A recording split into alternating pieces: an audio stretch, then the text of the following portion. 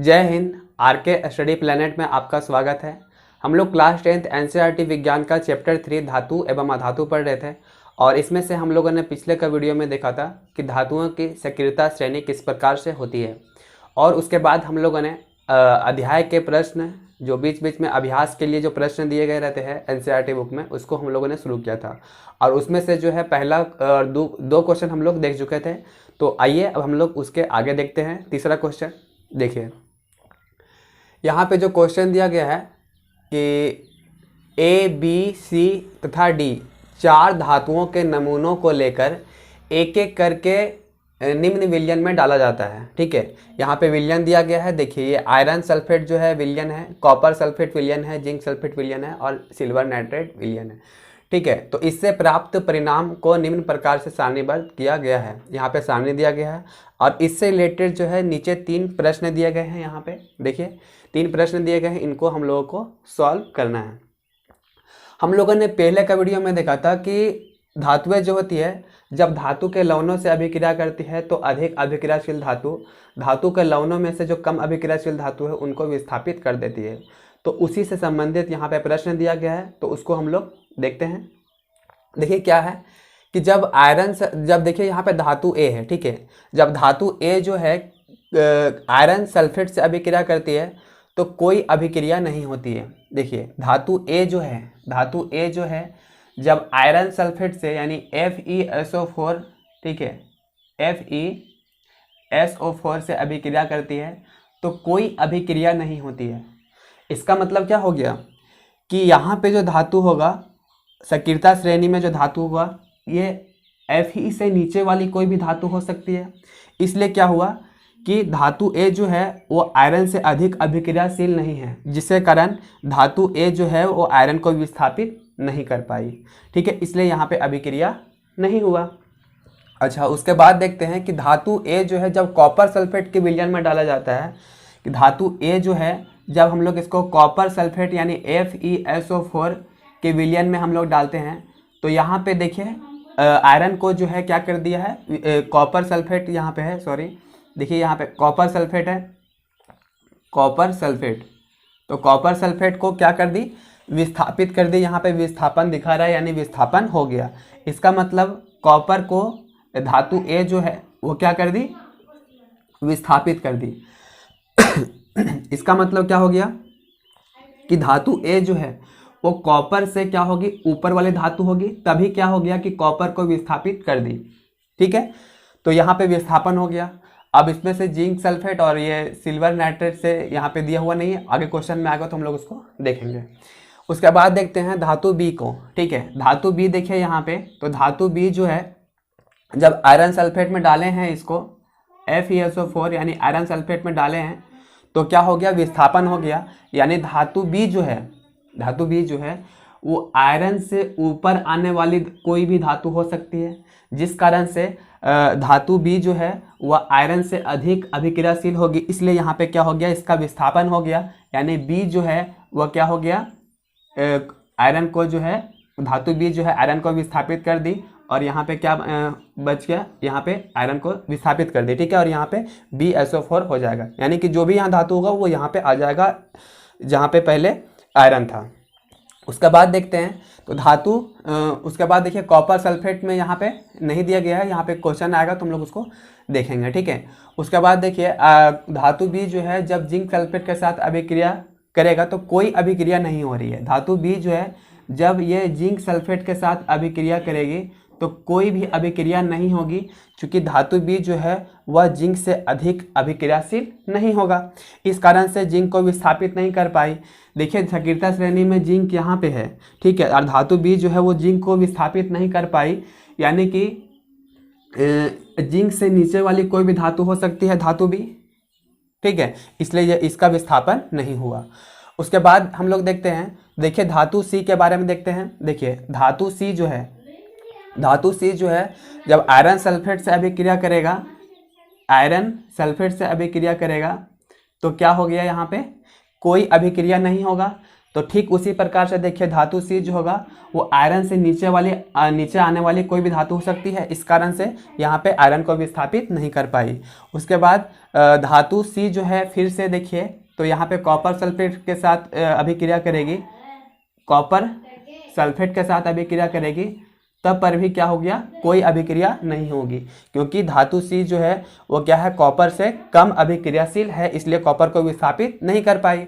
उसके बाद यहाँ पे जिंक सल्फेट से अभिक्रिया करेगी, धातु सी जो है वह जब जिंक सल्फेट से अभिक्रिया करेगी, ZnO4 से अभिक्रिया करेगी, तो क्या हो गया, फिर भी कोई विस्थापन नहीं हुआ। मतलब जिंक से धातु सी जो है वह जिंक से नीचे आने वाली कोई भी धातु हो सकती है, इस कारण से यहाँ पे सी का जो अभिक्रियाशीलता है वो जिंक से कम है, ठीक है, इसलिए यह विस्थापित नहीं कर पाई। उसके बाद यहाँ पे विस्थापन हो गया है, यानी धातु सी जो है वो सिल्वर नाइट्रेट को विस्थापित कर दी, ठीक है, सिल्वर नाइट्रेट को विस्थापित कर दी, सिल्वर नाइट्रेट को विस्थापित कर दी। इसका मतलब ये हो गया धातु सी जो है वह सिल्वर नाइट्रेट, यहाँ पे लिखते हैं हम लोग, देखिए धातु सी जो है वह सिल्वर नाइट्रेट, ठीक है, सिल्वर नाइट्रेट को क्या कर दी, विस्थापित कर दी, और यहाँ पे CnO3 और यहाँ पे ये विस्थापित हो गया। इसका मतलब यहाँ पे जो धातु होगा वो सिल्वर का स्थान ले लेगा और सिल्वर को विस्थापित कर देगी, इसलिए धातु सी जो है वो क्या होगा, सिल्वर से यानी चांदी से ऊपर आने वाली कोई भी धातु हो सकती है, ठीक है। उसके बाद हम लोग देखते हैं यहाँ पे डी में देखिए तो यहाँ पे डी जो है ना ही ये आयरन सल्फेट को विस्थापित कर पा रही है, डी जो है ना ही कॉपर सल्फेट को विस्थापित कर पा रही है, कॉपर सल्फेट से कॉपर को विस्थापित कर पा रही है, और धातु डी जो है वह जिंक सल्फेट से जिंक को भी विस्थापित नहीं कर पा रही है, और धातु डी जो है वह सिल्वर नाइट्रेट से सिल्वर को भी विस्थापित नहीं कर पा रही है। यानी कि जो धातु होगा हमारा डी वह सबसे कम अभिक्रियाशील होगा। एक बार हम लोग इसको धातु ABCD को जो है अभिक्रियाशीलता के अनुसार हम लोग देख लेते हैं, उसके बाद इन प्रश्नों को हम लोग सॉल्व करेंगे। देखिए सबसे ऊपर में जो है धातु कौन है, A और B में सबसे पहले हम लोग देखते हैं, ठीक है। तो देखिए धातु A यहाँ पे ये है और धातु B है, ठीक है। अब बताइए कि धातु A अधिक अभिक्रियाशील है कि धातु B अधिक अभिक्रियाशील है। धातु B जो है वह क्या कर रही है, देखिए धातु B जो है वो आयरन को विस्थापित कर दे रही है, आयरन को विस्थापित कर दे रही है, ठीक है। और जबकि धातु A जो है वह किसको विस्थापित कर दे रही है, धातु A जो है वह कॉपर को विस्थापित कर रही है, जो कि यहाँ पे आता है नीचे। तो अधिक अभिक्रियाशील कौन हुआ, यानी कि अधिक अभिक्रियाशील धातु B हुआ, चूँकि कॉपर से ऊपर जो है आयरन है, जो आयरन को विस्थापित कर पा रहा है, मतलब धातु B जो होगा वो क्या होगा, आयरन से ऊपर आने वाली कोई भी धातु हो सकता है, इसलिए सबसे अधिक अभिक्रियाशील होगा कौन, धातु B, ठीक है। उसके किससे, धातु A से, ठीक है। अब हम लोग देखते हैं C और D में। देखिए D जो है वो क्या होगा, वो किसी को विस्थापित नहीं कर पाया। इसका मतलब क्या हो गया कि धातु D जो है वह बहुत ही क्या है, कम अभिक्रियाशील है, या फिर बोलेंगे सबसे कम अभिक्रियाशील है, क्योंकि वह किसी को विस्थापित नहीं कर पा रहा है। तो धातु D जो है वो क्या हो गया, कम अभिक्रियाशील होगा। तो बताइए यहाँ पे कौन सा आएगा, यहाँ पे जो है धातु C, ठीक है, और यहाँ पे होगा D, ठीक है।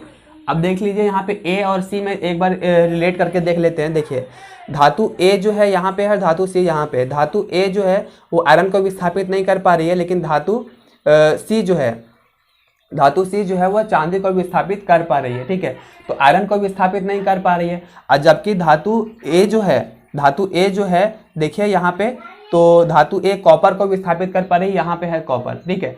यानी कि धातु A जो है वह C से अधिक अभिक्रियाशील है। तो इसलिए ये हमारा जो है सक्रियता श्रेणी के अनुसार ये धातु ABCD का जो है क्या है, व्यवस्थित क्रम है उनकी क्रियाशीलता के अनुसार। सबसे अधिक अभिक्रियाशील कौन है, तो धातु B है, और सबसे कम अभिक्रियाशील कौन है, धातु D है। अब हम लोग देखते हैं कि कौन प्रश्न क्या है, यहाँ पे दिया गया है सबसे अधिक अभिक्रियाशील धातु कौन सी है। तो आप इसका जवाब देंगे तो धातु B जो है, धातु B ये क्या होगा, अधिक अभिक्रियाशील होगा। उसके बाद देखिए धातु B को जब कॉपर सल्फेट के विलयन में डाला जाता है, धातु B को हम लोग जब कॉपर सल्फेट के विलयन में डालेंगे, देखिए धातु B यहाँ पे हमारा, और जब इसको कॉपर सल्फेट के विलयन में डालेंगे, देखिए धातु B जो है वह क्या कर रहा है, आयरन को विस्थापित कर पा रहा है। तो देखिए तो जब ये आयरन को विस्थापित कर पा रहा है तो सिंपल सा बात है कि यह कॉपर को भी क्या कर देगा, विस्थापित कर देगा, ठीक है। तो यहाँ लिख सकते हैं क्या हो जाएगा, कॉपर का विस्थापन हो जाएगा। ठीक है, तो यहाँ लिख सकते हैं इसका आंसर क्या लिख सकते हैं, तो विस्थापन। ठीक है, विस्थापन। ठीक है, विस्थापन होगा, विस्थापन होगा। ठीक है, इसको लिख सकते हैं हम लोग, विस्थापन हो जाएगा, विस्थापन।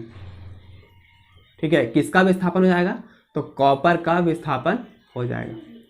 ठीक है, क्योंकि देखिए, क्योंकि धातु बी जो है वो आयरन को विस्थापित कर पा रही है, तो सिंपल सा इससे नीचे आने वाली कोई भी धातु को वह विस्थापित कर देगी। ठीक है, तो यहाँ पे कॉपर का विस्थापन हो जाएगा। अब देखिए, धातु ए बी सी डी को अभिक्रियाशीलता के अनुसार घटते हुए क्रम में लिखना है। ठीक है, तो सबसे अधिक अभिक्रियाशील धातु कौन सी है, तो धातु ये जो है बी होगा सबसे अधिक, और सबसे कम होगा डी। तो ये हो गया इसका आंसर।